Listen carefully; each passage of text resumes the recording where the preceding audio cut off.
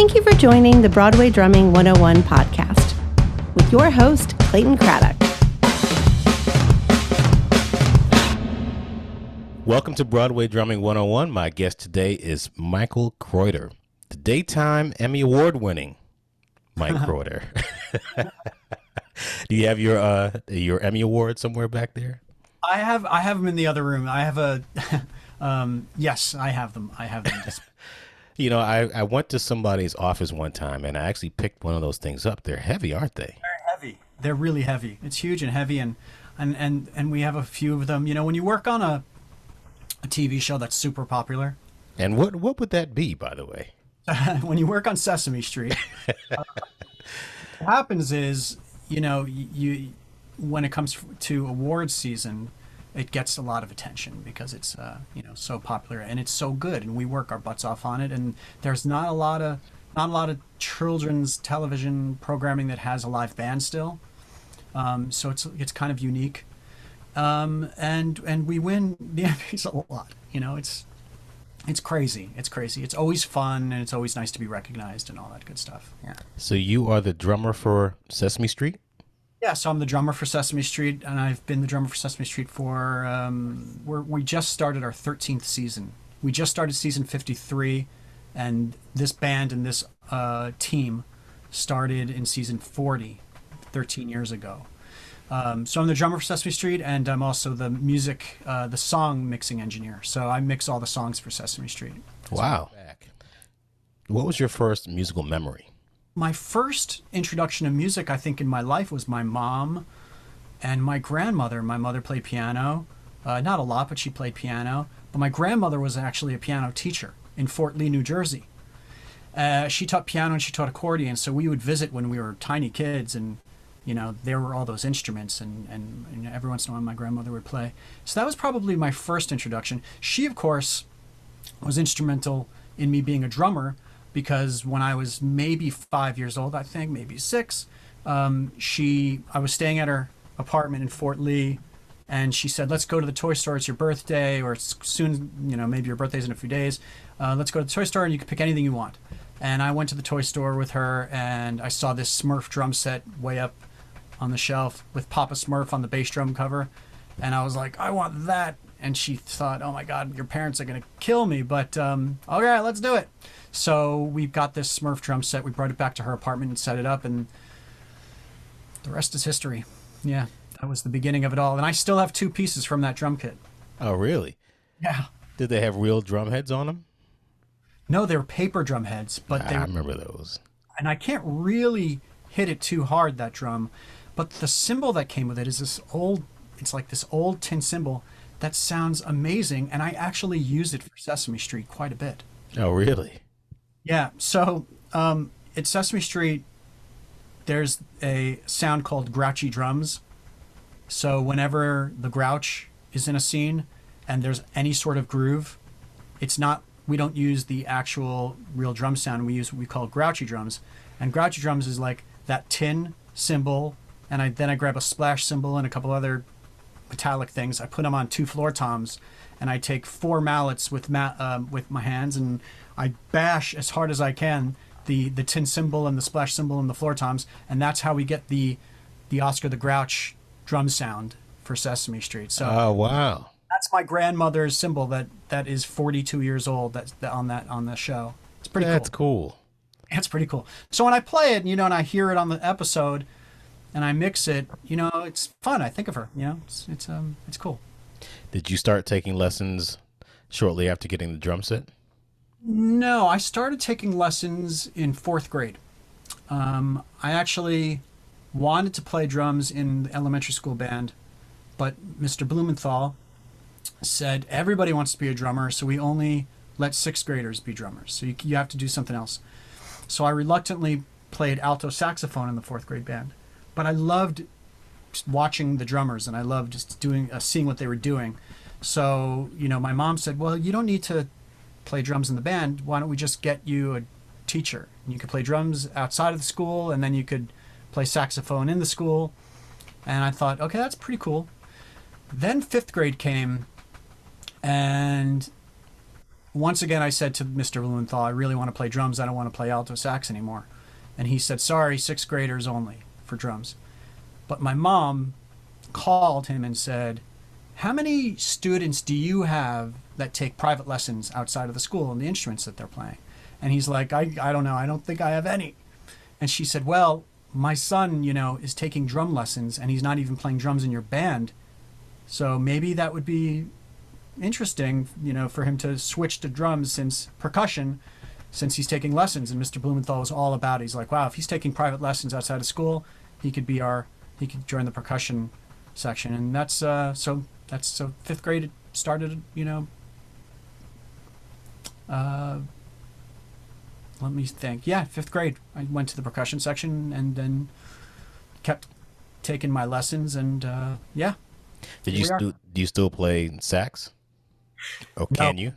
No, not at all. You just gave that up and like, no, this is where I want to go now. Yeah, I don't know how they do it. It felt so horrible on my mouth and on my teeth. I couldn't wait to switch to drums. I mean, looking back on it, I wish I'd kept going. I actually played violin before saxophone. I played Suzuki violin starting in first grade for a few years. But, Suzuki violin is interesting because it's all by ear. And at the concerts, you stand up for the songs you know, and you sit down for the songs you don't know.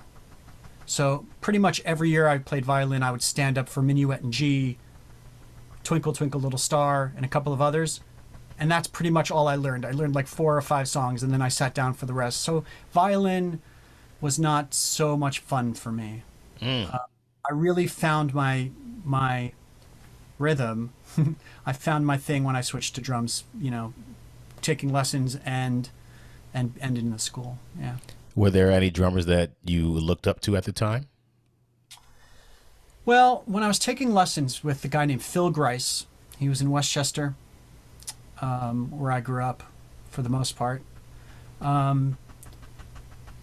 He would be all about rudiments, right? So like he was an old school guy. So 40 minutes of snare rudiments.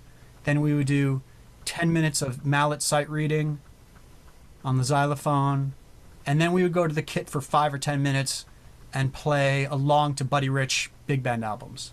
So I was pretty young and didn't really understand at the time probably that Buddy Rich is Buddy Rich, this insane drummer. But that was my first introduction to like drum set playing and to jazz was Buddy Rich. Then, as I got older, I remember discovering the Chick Corea acoustic band and Dave Weckl, and I was like, whoa, what's this? And then my teacher, Phil Grice, would say, wait a second on Dave Weckl. If you think that's cool, you should really check out the Miles Davis Quintet albums and Philly Joe and Tony Williams. And it's like, oh my, and then your head starts to explode, right? And then like Vinnie Colaiuta with Joni and Sting and Zappa and then it all blew up from there. But Buddy Rich, Dave Weckl, and Philly Joe and Tony Williams were probably my first jazz influences. But I was also a kid of the 80s, so Rush, Led Zeppelin, Van Halen, Iron Maiden, I was playing along to all that stuff and trying to learn all the rock music I could learn. I guess cast albums weren't really on your radar at the time. At the time, they kind of were a little bit because... Oh, really? A little bit because that's what my parents listened to.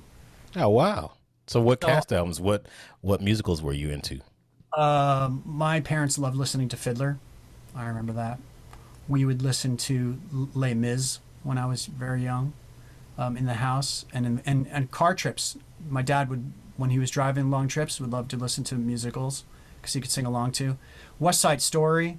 My mom was an actor, so she, I was able to see and hear a lot of musicals growing up because she was in them or producing them or directing them.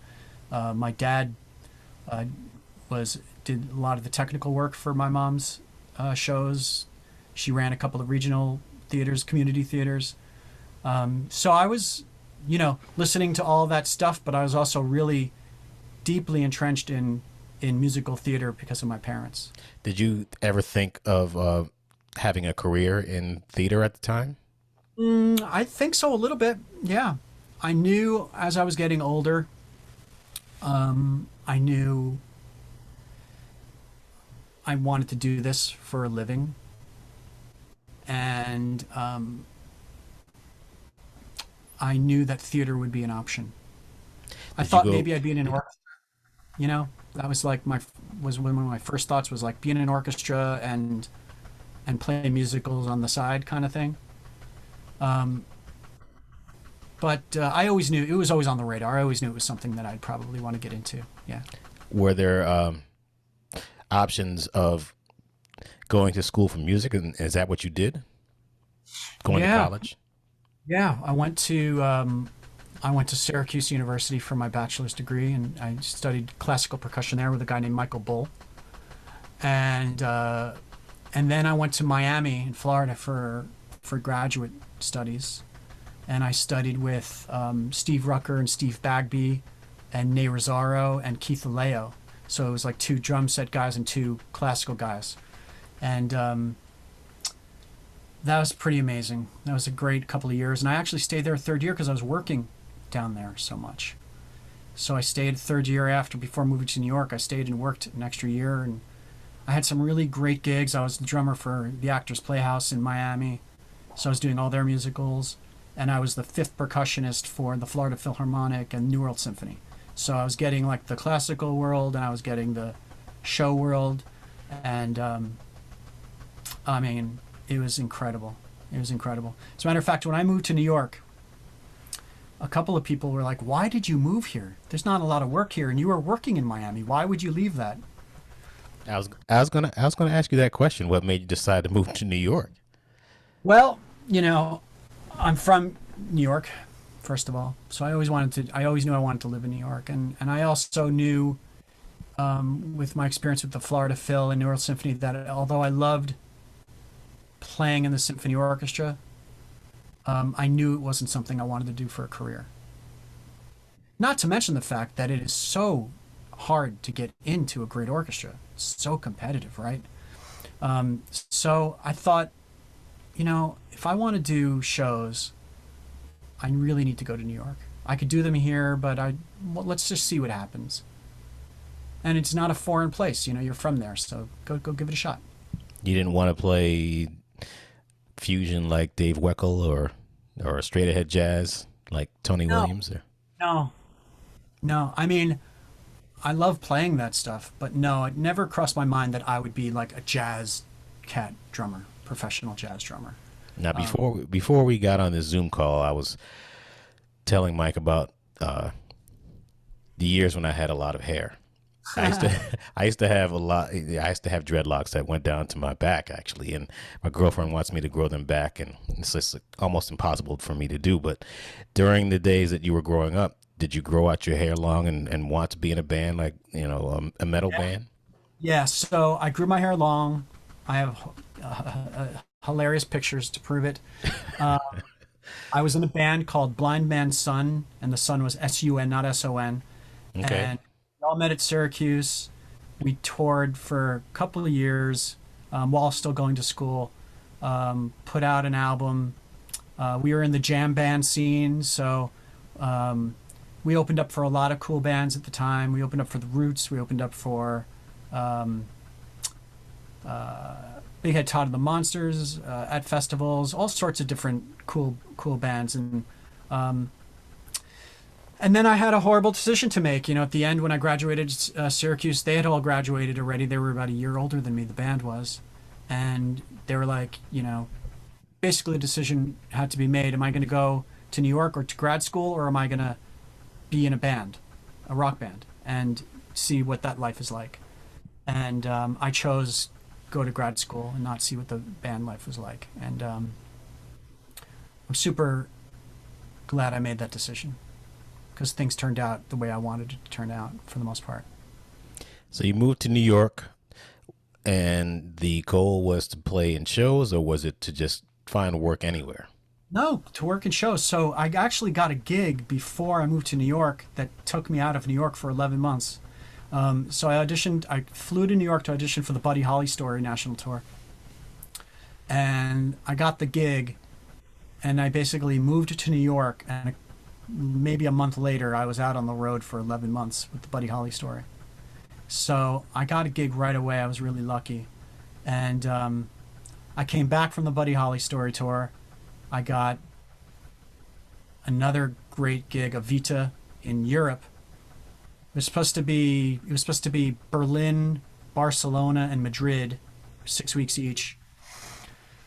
And after Berlin, they called for a meeting and said, we all thought it was like a meeting to get flight information to go to Barcelona. And they said, you're all going home tomorrow. We're not continuing the tour. Our producer got busted for something, and Oh, man. we're canceled. And it was so disappointing.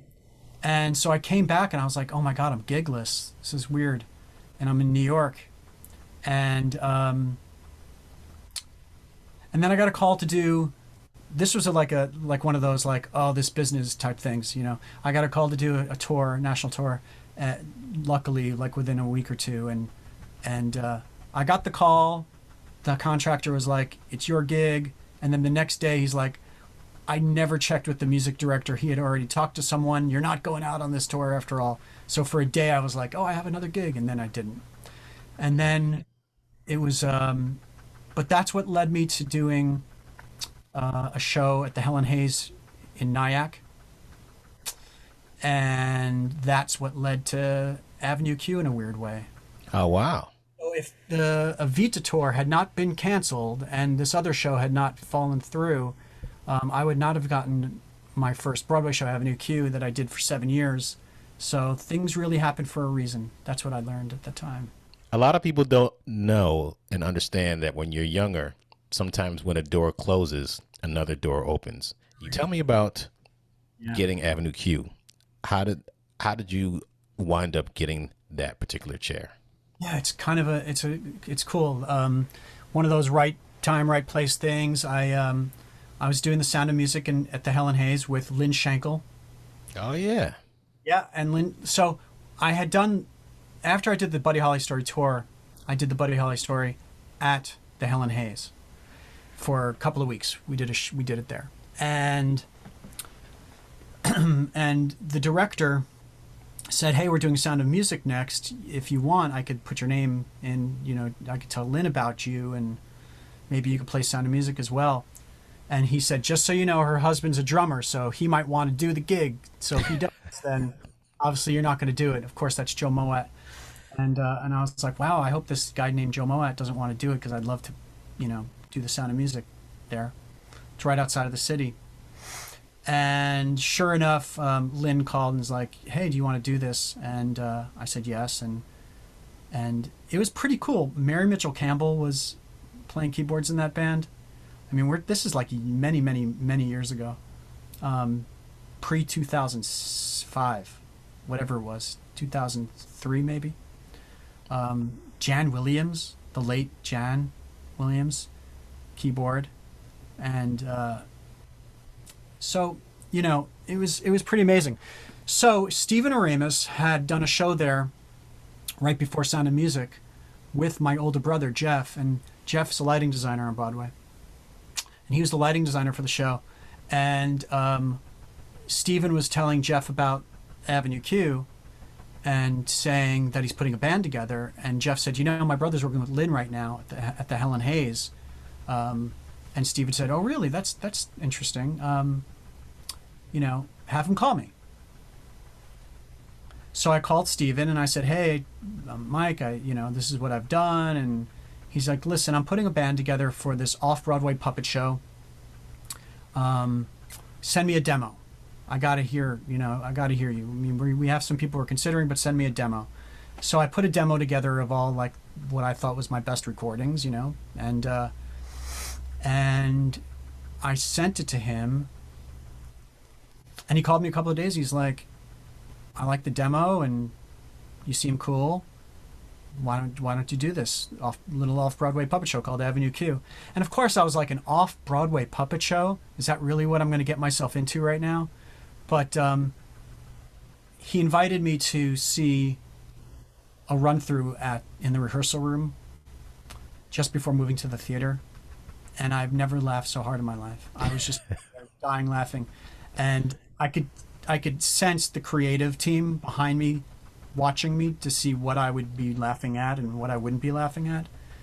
But it was absolute honest, all of my laughter. I wasn't putting it on. And I thought, holy crap, this is going to be a huge hit. This is like, what did I just get myself into? This is amazing. And yeah, it was a seven-year gig. So it started off Broadway. Where was it off Broadway?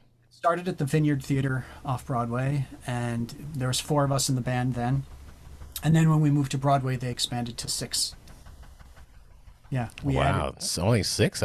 That's amazing. 6. I didn't know that. Yeah. So it was bass, drums, bass, guitar, 2 keyboards, and a reed player. That was the band for Q. So Golden is so tiny. The Golden Theater is so small. I think the minimum at the Golden was 4.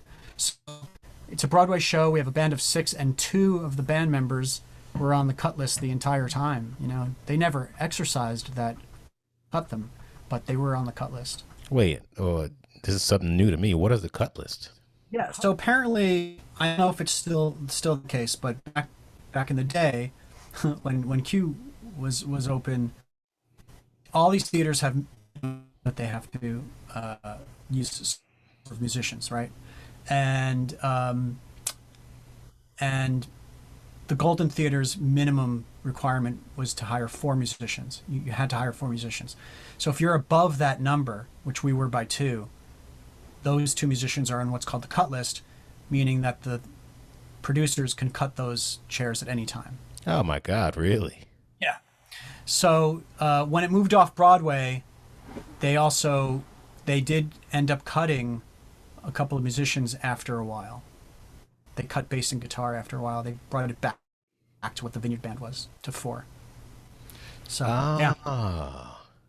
yeah. So for years at the Golden, 2 of our musicians were on this cut list. They could have lost their jobs, you know, but they didn't. The producers didn't do it. They kept all 6 of us.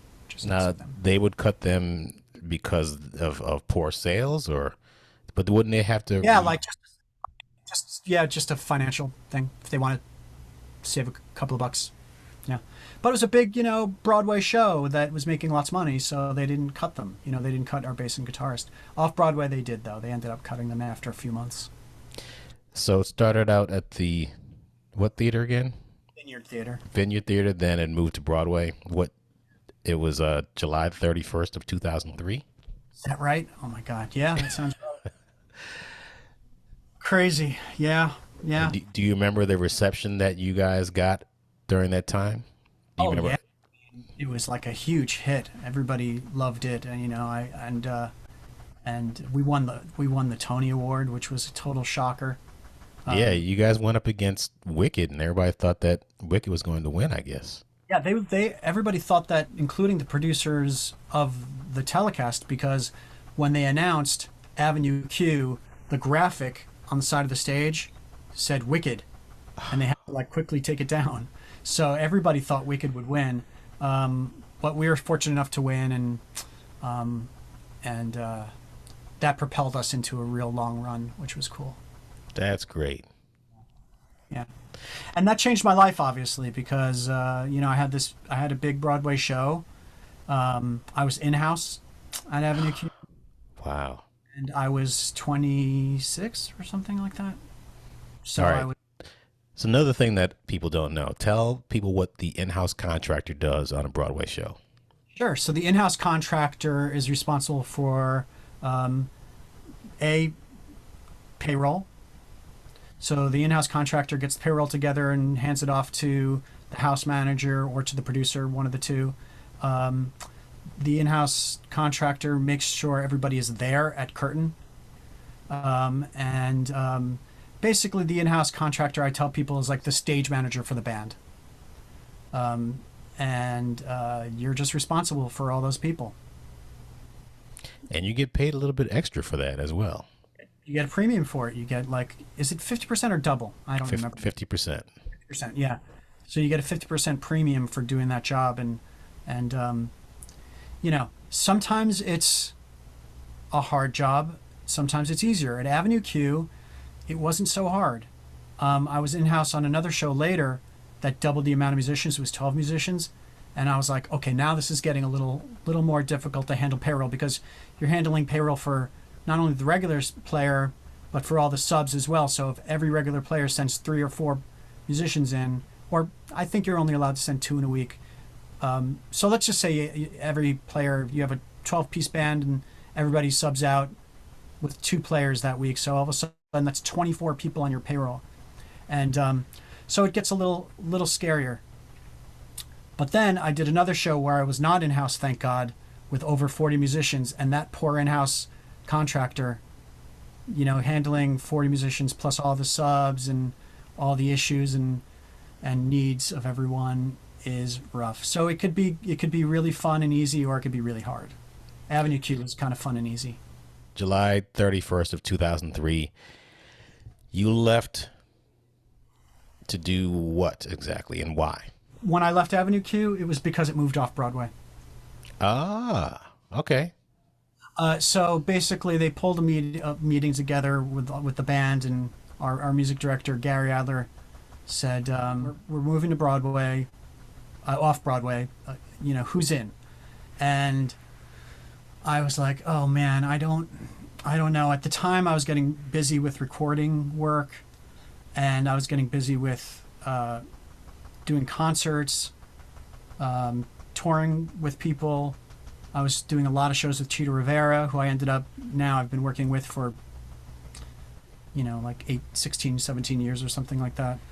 And I thought, I don't know if I wanted to move with the show off Broadway and go back to where we came from, kind of thing.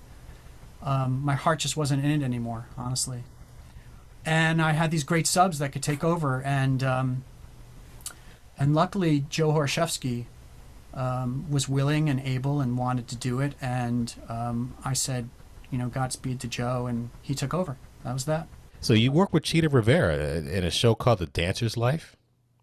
Yeah, so towards the end of the Avenue Q run, I took a leave from Avenue Q to do The Dancer's Life. I was hired to do the workshop of it a few years prior to that, and then we did another workshop of it, and then we finally went to San Diego to the Old Globe before coming into Broadway, and it was great fun doing that show. It was a great band. Everything about it was kind of perfect, and that started a really long relationship with Chita, where I was her drummer on tour for many years, 12, 14 years, and then I ended up becoming her music director, and I've been her music director now since 2016 or 17 or something like that. Oh wow, that's cool. And she keeps me really busy. It's amazing. I want to go back to Avenue Q and ask you a question about the music for it. Did you come up with the drum book for it? Did you create the parts? As drummers, right, it's always hard to answer that, right, because Steven did put a lot of information in the chart. But yeah, I think, I would say it was a combined effort. Steven's writing and what I brought to it. There's definitely a lot of stuff I added to the chart as we went. The groove would be there, but Steven was always like, but just make it your own in the rehearsal room. And I made it my own, and the fills were mine. There are a couple of fills that he put in there. He's like, I want it to be this, and I made sure they were that. But other than that, fills and a lot of the grooves were, I came up with. But Steven definitely had a huge part of it. I would not say that, sometimes drummers are given like the piano part and the bass part, and they're told, write a drum book. That was not the case. He definitely had a lot of information there. I just kind of made it my own. Doing the show from 2003 to 2009? Yeah. What did you do to keep things fresh? I did a lot of gigs outside of the show, first of all. I think that's really important. Get a bunch of subs that you trust and that are approved by the conductor, and sub out. Go do other gigs. That kept things fresh for me, because I would go and, not play the show for 3 or 4 days because I had other gigs. And then I would come back and it would feel good. I wasn't there every day. I don't think it's healthy to play your show every day and never sub out. So that's what kept it fresh for me. And what else kept it fresh were the people. I mean, the cast was amazing. They were so super nice to all of us. The band was, they were my best buds in the business then, and they still are now. You know, these people are I'm really tight with. Gary, Marianne, Brian. I don't see Mark a lot, but we were tight at the time. And Patience I don't see a lot. Patience Higgins was our reed player, but these were like really great people, and I think the vibe of a long-running show is what keeps things fresh for you. You know, just like making sure that everybody gets along really well, because that can make or break a whole pit. You know that. Going back to something that you just said, getting subs that are approved. Yeah. People may not know the difference between being designated and being approved. Right. What does that mean in a Broadway pit? So approved means they could come back.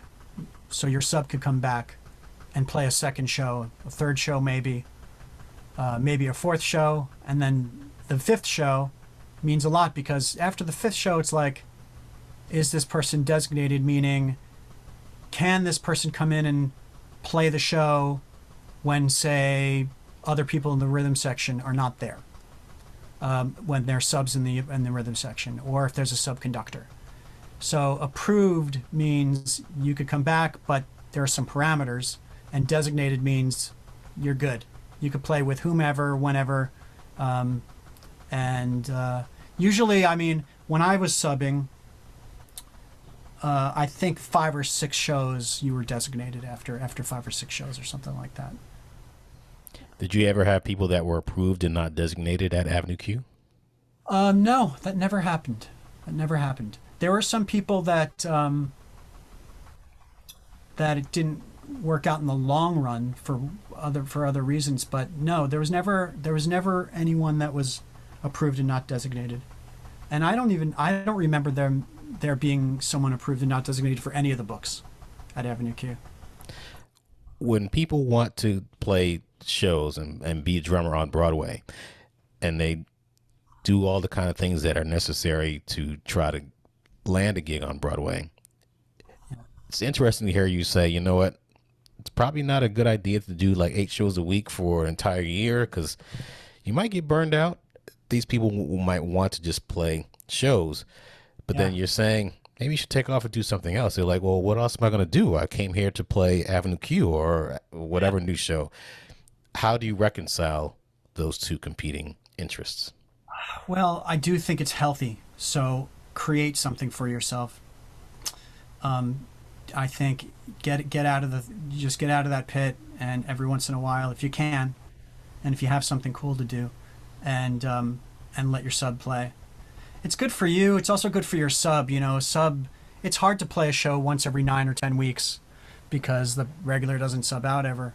It's like basically playing the show for the first time again if it's been too long. You know how that feels. It's hard. So I think it's a win-win for everyone when people sub out their shows. Yeah. You said you were subbing before you got Avenue Q? No, I was subbed after Avenue Q. No, I never subbed before Avenue Q. Yeah. So I got really lucky. Yes, that is true. I got lucky because it started off Broadway. That's really the truth, you know. Yes. Before a contractor was involved. So I knew Michael Keller. I didn't know him very well. I kind of talked to John Miller once. I didn't know him very well. And Howie Joins, who I got to know really well, was not necessarily contracting a lot at the time. So I didn't really know the contractors all too well, really. So, you know, if it had started on Broadway, then Michael Keller would have been involved from the beginning, and who knows if he would have hired me. He didn't know me really well. So it was a real blessing that it started off Broadway. But I did my subbing after I left Avenue Q, and I started subbing as much as I could, and I loved it. Really? Wow. I loved it. Then there was a time when I just stopped loving it, and I stopped subbing. But you know, I subbed on 5 or 6 shows right after Q, and And I thought it was a great challenge. I thought it was super fun to learn all these charts and go in and play with all these great musicians and be a part of the scene in that way, that which I hadn't done yet. And I also felt like it was a little like, let's pay some dues now. You had a show for 7 years, go sub now. And I really loved it. I really did. What was the first show that you subbed on? I think Mary Poppins was my first show for Dave Radicek. Okay. That was pretty hard. Like, the charts were hard, but Dave Radicek's style is so unique and so incredible and so amazing and genius. So to like have to like play, what Dave Radicek is playing is like, that's hard in itself. And then the scene was hard. They they really demanded perfection, at all the time. You'd get a lot of notes at Mary Poppins, and you'd have to implement them. And then I did $1 Million Quartet right after that, and I did Ghost and Annie and If Then for Damien. I think If Then was the last show I subbed on, and it was great. It was so much fun. I heard that wasn't easy. No, it was not. It was not easy, but it was so much fun to learn and do, and the conductors were great. Everybody wanted you to be there. It was a friendly environment. So that really helps. When it's not a friendly environment, when it's a hostile environment, it's no fun subbing. It's horrible, right? When I walk into a hostile, what I know is going to be a hostile environment, because I know other people that have subbed there, or the regular player says, just so you know, here's the deal at this show. It just means you have to prepare so much more. It means you have to memorize more. Like, I'm a big proponent of memorizing a lot of the music when you're subbing, because I want to look at the conductor the entire time, at least for the first 5 or 6 songs, because the conductor is going, is this drummer going to be looking at me? Is he going to be following me? Is he or she going to be buried in the music, or will they be buried in me conducting? And a good way to get on the conductor's really good side right away is to memorize your music, at least the beginning of the show, so your eyes are on that person. And it goes a long way in making sure that you are successful on subbing. It's one of the ways to get approved and designated. Oh, yeah.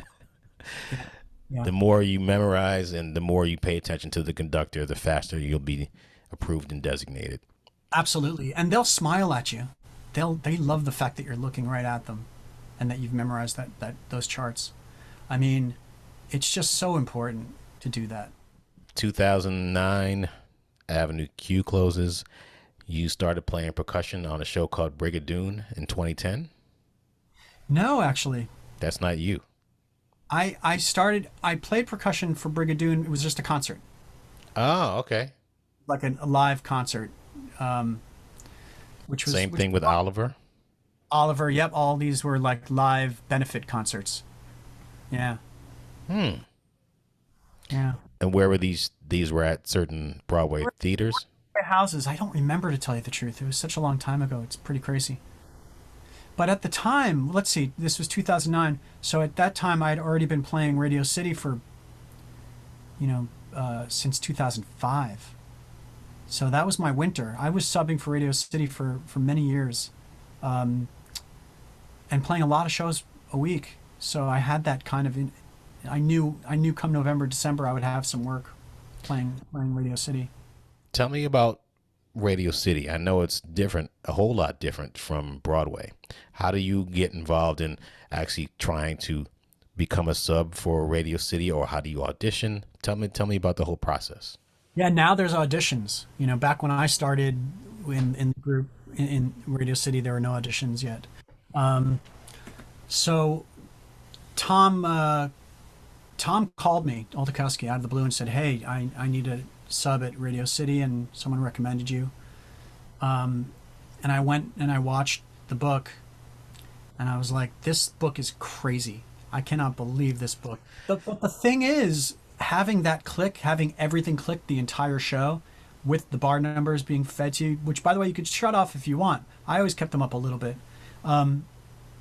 makes subbing there easier than most Broadway shows, because most shows are not to a click, so you're really having to like watch and play with everybody and make sure that you're, the ictus is you're agreeing with your bass player and your piano player and your guitarist and everything. Radio City, there's no like negotiating anything. It's like, here's the click and you're playing along to it. So when you learn it, it's easier to learn and it's actually a little easier to play. Now, that being said, it's a hard show to play because it's relentless. It's an hour and change of like non-stop music. Really? So, wow. it's crazy. There's really no downtime at Radio City on the drum chair. You're playing a lot of notes a lot of the time, and it's nuts. And Tom, when Tom asked me to do it, there was a strike at that year. So I ended up having to start the next year, and I subbed for 12 years, I believe, and then Tom retired, and then I auditioned for the chair and got the chair with Steve Bartosik. We were what they call split chairs, where you kind of split the shows, and I did that for 2 years, and then auditions came up again, and I didn't audition again. I thought that was a really great 14 years. I'm going to leave it at that. So what do you have to do to audition at Radio City? Well, Howie joins the contractor at Radio City. He puts out an ad every year saying we're, accepting resumes for the following positions, and you got to send your resume to him and whoever's music directing that year. That changes every so often. And they decide whether or not they want to audition you. And they look at your experience and bring in a certain amount of people. But you have to have a little bit of experience on your resume, because there's so many people handing in their resume to get that job. And if they audition like 18 or 20 people, they might get 40 or 50 resumes. Who knows? I have no idea. But you have to have some sort of credits there. Say it again. You have to have some sort of credits there for Howie and the music director to be like, yeah, let's bring this person in. Yeah. So what kind of credits do you think people should have? Theater, experience, whether it's Broadway, off-Broadway, regional, whatever it is, just some sort of theater experience. You got to have some sort of experience playing shows. Because Radio City also, for drums, has every style in it. So you got to be a rock drummer, you got to be a jazz drummer. There's some Latin stuff, there's everything. And which brings us to a whole nother point, is when you're coming up and you want to play shows, make sure you just learn all the styles. Make sure that you're like really up on everything, because you're going to be asked to play any style at any time. You got to be able to do it. And that's especially true at Radio City. Sunset Boulevard, 2017. Yeah, I mean, dream gig. It was like, hey, do you want to come play drums on stage? Glenn Close, limited run, 42 musicians, or 41 or 42 musicians on stage. So wow. It was like a small orchestra, small pops orchestra on stage, and wall-to-wall music, and it was incredible. It was just amazing. I loved every minute of it. Were you the in-house for that? No, thank God. Or Pete Donovan. Like one of our greatest bass players in town. He was the in-house for Sunset Boulevard, and I did not envy his job. It's a lot of musicians and a lot of subs and a lot of stuff to deal with. So Sesame Street, you got involved in Sesame Street during that time, I suppose. Yeah, so I got involved with Sesame Street in 2010. Yeah, I still do. I have a recording studio in the East Village, and they were looking to find a studio to record Electric Company, the reboot of Electric Company, and Sesame Street a year later, 2 years later. And Bill Sherman, the music supervisor for the Electric Company and Sesame Street, still my boss today, came to visit the studio and said, this is where we're going to record. And That's a pretty good contract. it's a pretty good contract. So I was, for Electric Company, it was the studio only, but for Sesame, it was like play drums, mix the songs, and it's your studio. So it was like a real, almost full-time gig. It was a lot of work. And that was for like a decade. And then, we don't use that studio now. I still have the studio, but we use a bigger studio because we just wanted a bigger studio in Brooklyn. And so the studio's still there. It's still pretty busy. I do all of my post work here in Connecticut. So I do a lot of my mixing up here. Well, actually, all my mixing up here and editing and everything. And I don't have to go in there really, except for tracking. First of all, I'm just in awe of the fact that you have the studio in the Village and in Brooklyn. No, so I have a studio in the East Village on 5th Street. The Brooklyn studio is where we do Sesame now, but it's not mine. Not my studio. Okay. It's called Studio G. It's a great, awesome studio. It was basically, we needed a bigger place, and we went there. Yeah. When you grew up playing drums and obviously sax and violin and and all those things, but you got into recording. Yeah. What was the thing that made you say, you know what, I should probably learn this skill in addition to playing shows in Radio City and the Suzuki method? Yeah. I think I was at Miami when it all started. I got like I was talking to some people about doing drum tracks for their project, and there was a recording department there that I thought maybe I'll take some classes in the recording department. And then someone said to me, just get a couple of books and get the basic Pro Tools LE system. Just teach yourself, to do this. And I thought, all right, maybe I'll start there. And so I got a couple of books, and I got the Pro Tools LE system, and I just started creating drum tracks for people.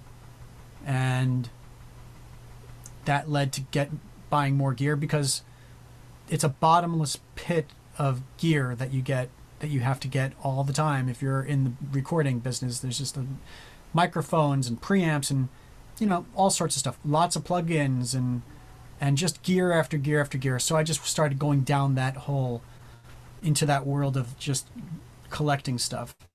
And then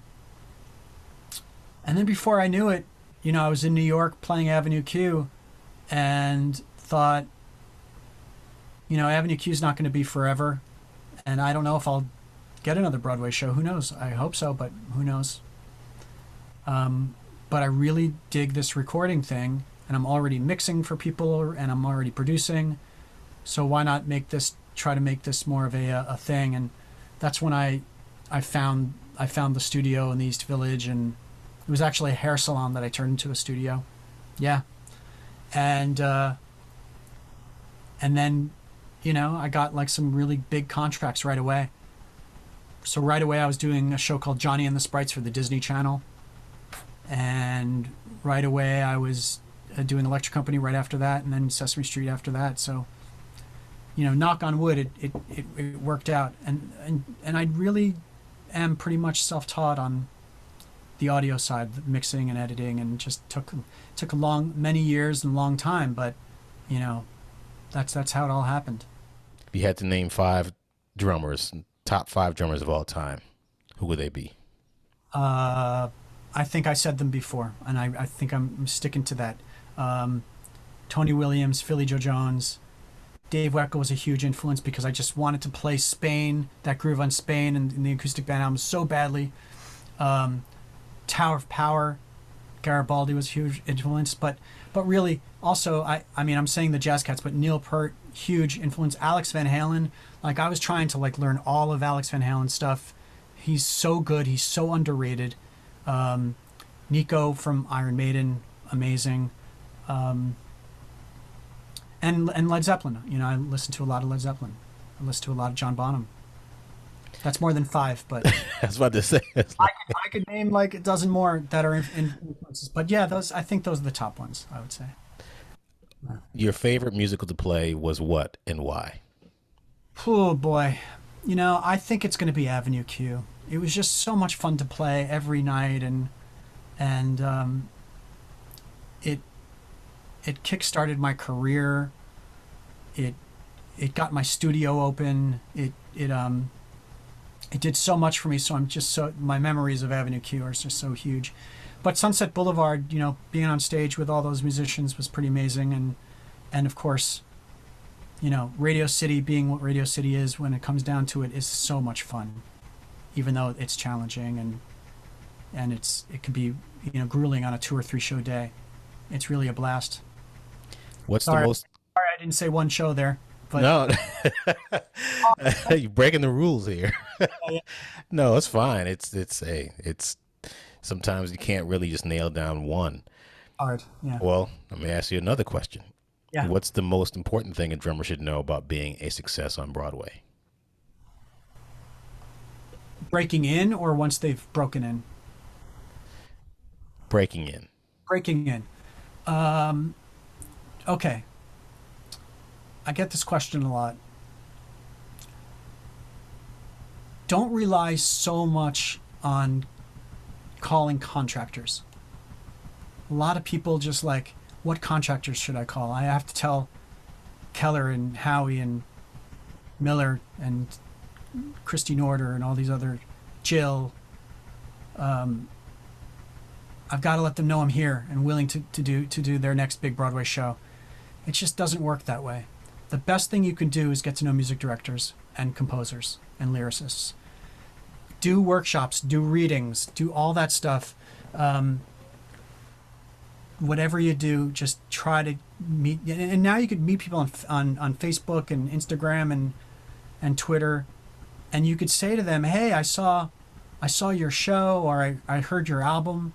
It's amazing. I'm a drummer new to town. If you ever need a drummer for anything, if you're doing a reading or workshop or a show in some coffee shop somewhere, I'm in. Just let me know." That's how you're going to break into the business, not necessarily calling contractors. And calling contractors is great because maybe you could get some good advice, but don't expect a gig from that. I think a lot of people do expect that. What was your biggest mistake while you were on a show? Biggest mistake? Oh my gosh. Have you made any? I'm trying to think of a big mistake. I mean, of course, there's always little mistakes here and there. Yeah, I was going to say I've of course made little mistakes here and there. I don't think I've made a huge mistake on Broadway. I'll have to think about that and maybe email you another time.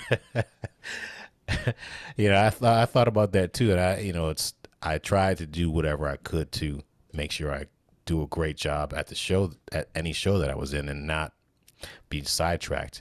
Which sometimes that can happen when you're doing a show for a while and you start thinking about, man, is there gonna be traffic when I, on the way home, or the subway gonna be running now, and then all of a sudden it's like 1, 2, ready, and then you're like, you gotta get back into show mode. You should always kind of remain in show mode. That's one of the things. I will tell you what I learned, after my 3rd or 4th show, which I guess are big mistakes that I made on the previous shows, is to go to the conductor's office after the show, your first few shows, and say, "Hey, was everything okay? Anything you want me to do differently? Anything you noticed?" I started doing that at around my 3rd or 4th show, and man, that made a huge difference. In what way? Well, they would go, "Oh, wow, thank you for asking. Yeah, as a matter of fact, maybe try this and try that, and our regular drummer does this here." And you'd go and you're writing things down and you go, "Thank you so much. I love that input. I'll do that next time." I wish I had known that on my first show because it made a big difference. You do a lot of session work right now for Sesame Street. When you were doing shows, did you use any specific type of gear, and why did you use it? Drum gear? Yes. Yeah. So I do use Yamaha drums. I don't have an endorsement with Yamaha drums. I just love Yamaha drums. So I have 3 Yamaha kits. One is a absolute Maple Custom. One is like the Maple Custom from back in the day with the wood stain and the gold lugs that I had cut down to jazz sizes because they were power toms. And I had someone in Brooklyn cut them down to jazz sizes, and they're in my studio in the East Village, and they're the most amazing sounding drums ever. And then I have a Birch Absolute Custom for Sesame Street in Brooklyn. I love the Yes mount system, which is why I love these drums. And not only do they sound great, but I just love that mounting system. I like my drums and cymbals really tight and close to each other. And it's just really easy to do that with the Yamaha hardware. That's what I found. And once again, I don't have an endorsement, so I'm just saying this out of pure joy of Yamaha stuff. Cymbal-wise, I use Zildjian Ks. And sticks and mallets, I have ProMark stuff. I had an endorsement with ProMark for a long time, but the truth is, you get to a point where you're like, how much more stick and mallet stuff can I possibly have? Like, I have everything I need, and I didn't place an order with them or talk to them for years, and I think I just let the relationship fizzle because I haven't spoken to them in so long that I doubt they would even know who I am at this point. But I had a ProMark endorsement, so I still use ProMark stuff. So I understand you have an Apple endorsement that give you free computers. No, I'm just kidding. Yeah. That'd be nice. So I was going to ask you what projects you're working on, but I already know you're working doing Sesame Street. Are you doing anything outside of Sesame Street? Yeah, so I do. I produce cast recordings as well, and I do about I do a few cast recordings a year, 3 or 4, and I do a lot of recordings that are Broadway stars, Broadway singers doing their own solo albums. I'll do that here and there. But I sure do love working on cast recordings. It's a lot of fun. Are you producing them? Are you engineering them, mixing them? Yeah, so I produce them, and a lot of times I engineer them. Sometimes I have an engineer with me. A lot of times I mix them, but usually if it's a big Broadway cast recording, I'll do all the editing, and I'll have someone else do the mixing just because it takes so much time to do the editing for a Broadway show, and people want their cast recordings out really fast. So like A Strange Loop was a quick turnaround, so doing the editing and the mixing is not realistic. And I have a great guy named Mateus Winter who mixes when I don't, and he's amazing. But sometimes I'll mix an album if I have time. I'll do both. I'll do the editing and the mixing, and we record the big shows. We record at Power Station in Midtown. The smaller ones we could get away with at my place sometimes in the East Village. Where can people find you on social media? I'm on Facebook and Instagram and Twitter. I think I'm MC Yellow Sound on those things. I'm terrible at social media, absolutely horrible. But like on a day like today when an album comes out, I wait for someone else to do something and then I just repost, retweet it, or okay. That's as far as I can go. Wait, MC Yellow Sounds? MC Yellow Sound, yeah. That's MC Yellow Sound sounds like a rapper, man. Well, my initials are MC. Exactly. And my business is called Yellow Sound. I have a Yellow Sound label, which is the record label that I own, and I have Yellow Sound Lab, and so that's why it's MC Yellow Sound. Yeah, the name of my businesses were they're named after my dog, who's sadly no longer with us. But I had a Yellow Lab for years, who's the studio dog. Oh wow! Everybody loved Tyler, and when it came time for naming the studio, he was a Labrador, so I was like, Yellow Sound Lab. This is that's why it's called Yellow Sound Lab and label. Ah, that's cool. It was a pleasure speaking with you, and thank you, Mike Croiter, for being a part of Broadway Drumming 101. You shared a lot of great wisdom, and need to learn from this guy because he has done it very well. And thank you for taking time out. All right, man. Thank you for having me. I'm a real fan of this, so I really appreciate it. It's an honor to be here. Thanks.